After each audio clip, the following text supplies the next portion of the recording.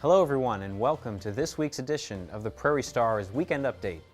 It's February 23rd and we've got a busy week ahead at UIS Athletics.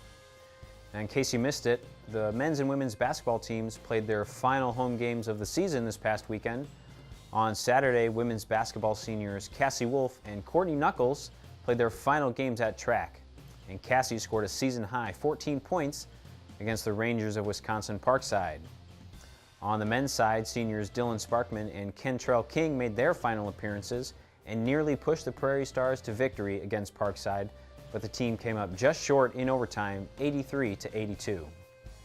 Coming up this week, the basketball teams travel to McKendree for their regular season finale on Thursday. With a win, the men's team will reach their second consecutive GLVC tournament. In other news, the spring sports are finally getting fully underway this week. The softball and tennis teams were in action over the weekend. The tennis teams took on Missouri Baptist on Friday. The women earned a 5-4 victory, while the men were narrowly defeated 4-5. Moving to softball, the Prairie Stars went 3-2 over the weekend, including a big 1-0 win over 15th-ranked Wayne State. UIS is 6-3 to start the season and travels to Joplin, Missouri next weekend for 4 more games. The UIS baseball team opens its season this coming weekend when the team travels to Nashville to take on Tiffin and Rockhurst. Look for a more in-depth season preview coming up later this week.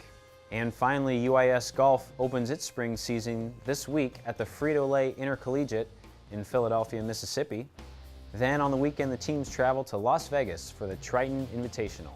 Stay tuned to UISPrairiestars.com for results during the week. That's it for your weekend update. It's going to be a very busy spring for UIS Athletics.